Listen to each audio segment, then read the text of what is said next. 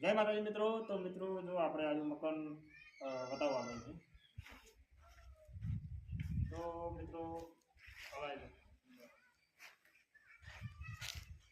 તો મિત્રો આ મકાનનો આપણે વિડીયો પહેલાં મૂકેલો હતો અને બહુ વાયરલ થયેલો હતો। તો ઘણા મિત્રોની કોમેન્ટ હતી કે આ મકાનનો પૂરો પ્લાન બતાવો। તો મિત્રો આ મકાન છે 27x28।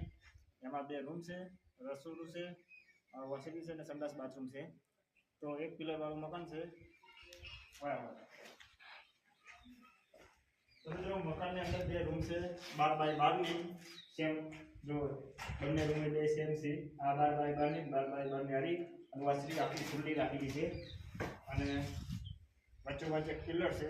રસોડું લીધેલું છે આ બાજુ, આ રસોડું છે, આ પેલી બાજુ સંડાસ બાથરૂમ છે।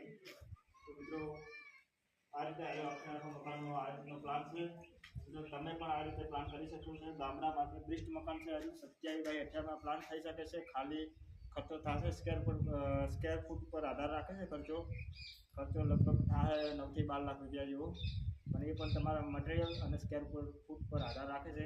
અને જો કેમું લગાવવાનું ચાલુ કર્યું છે બતાવી